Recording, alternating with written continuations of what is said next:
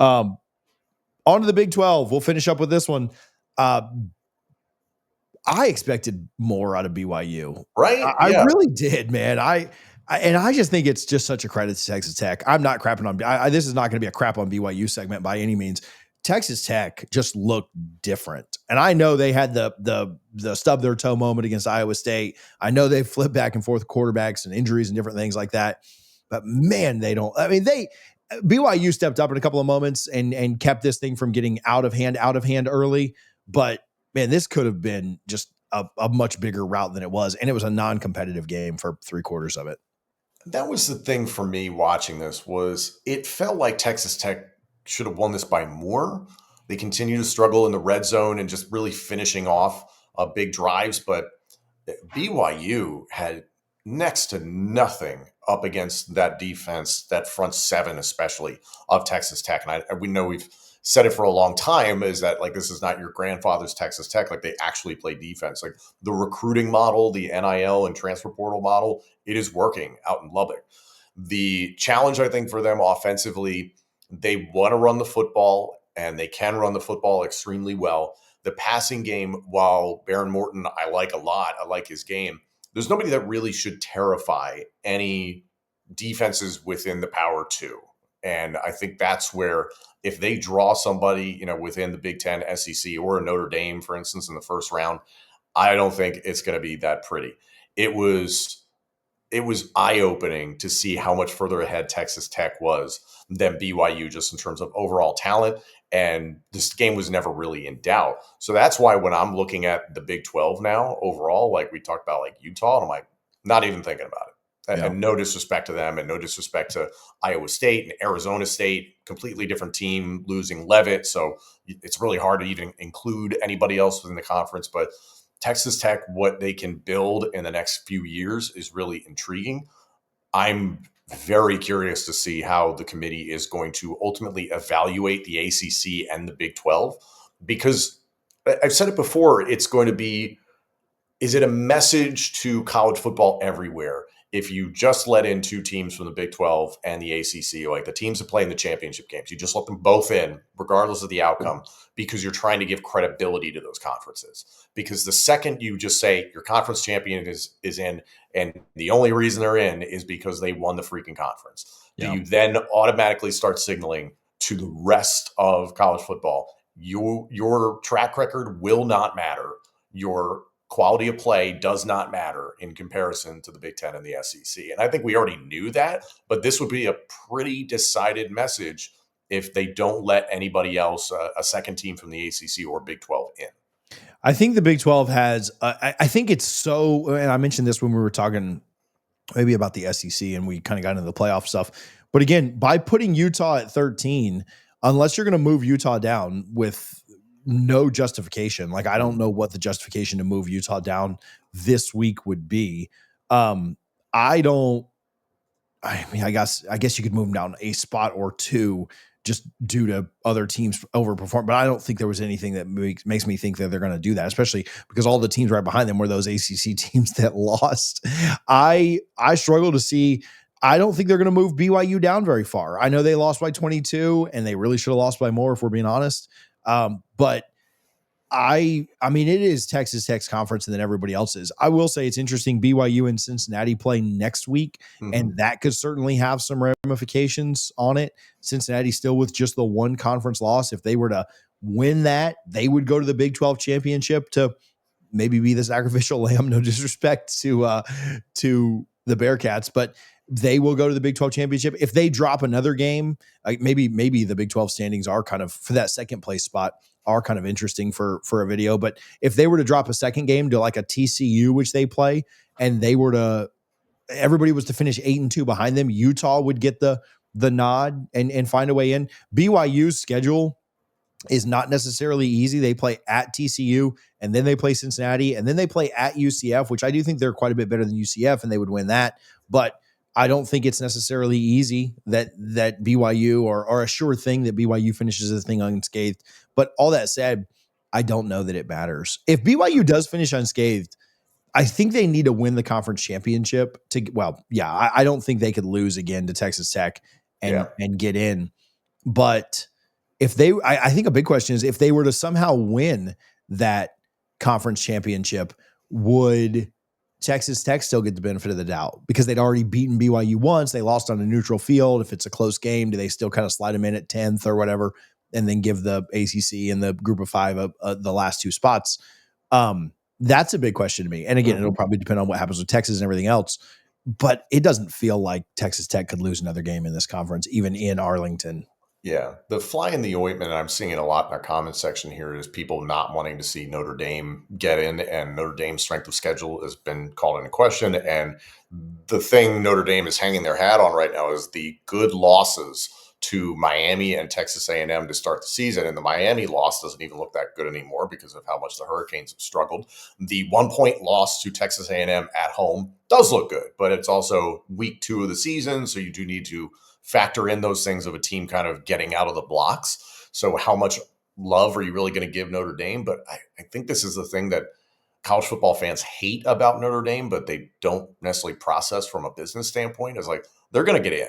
Yeah. Like that, if they have 2 losses, they're going to get in because every single year the rankings are going to be kind to them in the preseason. And as long as they just kind of hover within the top 15, they'll get them in as long as they have 2 losses. If they lose another game this season, and granted they're at Pitt this weekend, so that's not a gimme by any means, considering how difficult it was for them on the road against Boston College a few weeks ago. That was 25-10.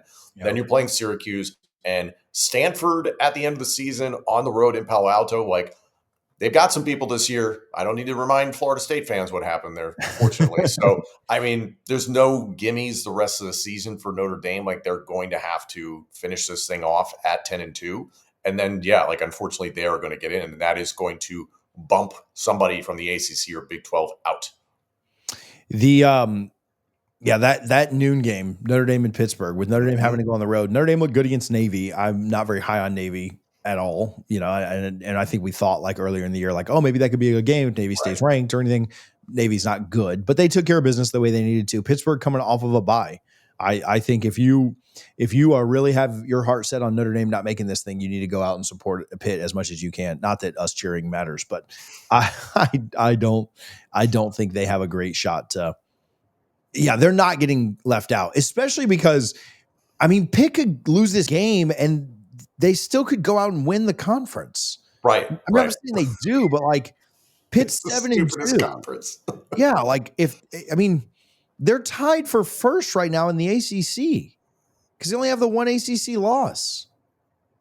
And so, yeah, Pitt could go win the ACC. And if Notre Dame has a win against that team, they're going to hype that up, Now, Pitt loses this game, they're going to drop out of the rankings. Not that they necessarily should, but yeah, like Notre Dame's going to make it unless they lose this weekend. Like, that's your only shot for Notre Dame not making it. I think if they lose this weekend, I don't even know if at that point it's guaranteed, oh, they're out, because I think the committee is still going to look on them favorably. I think losing to Texas A&M by 1 point is still important to the committee. Like, I hate the concept of the good loss, but they seem to care about it. They will care about that stuff. So if they're at 3 wins, it's questionable, but if they're 2 wins, they're absolutely in. Yeah. I know we're on Big 12 right now, but there are 2 losses, excuse me.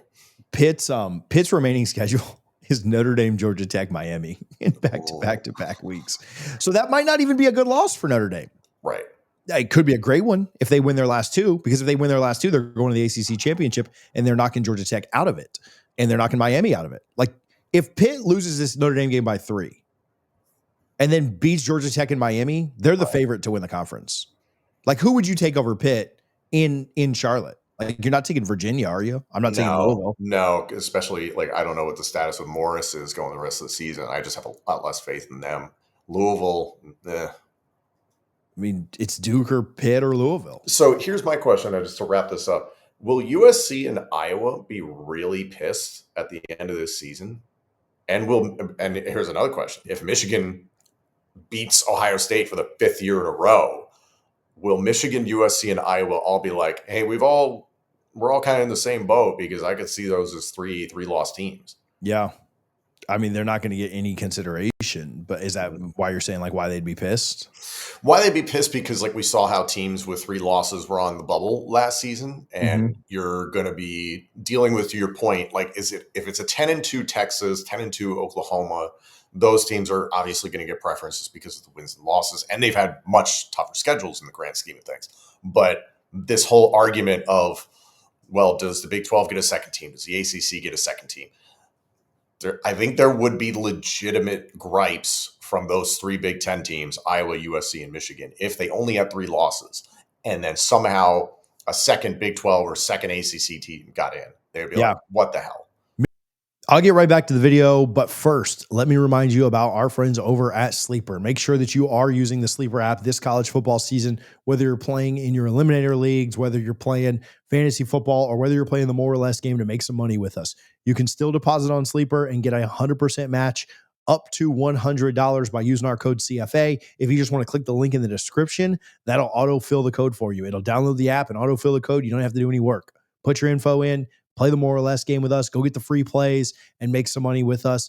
Make sure that you read their terms and conditions because terms of use do apply. Appreciate Sleeper for their support here on College Football Addiction. Michigan at 9-3 would have especially beating the number 1 team in the country. Right. Michigan at 9-3, which I don't think they're going 9-3. We're 8-4 till we die here. We're 8-4. Yeah.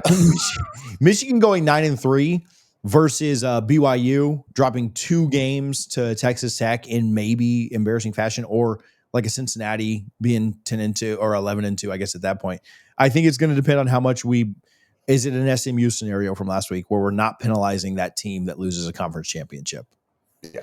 And if it's Vandy versus an 11-2 BYU or an 11-2 Texas Tech, I don't think their brand's big enough, even though they're in the SEC or SEC.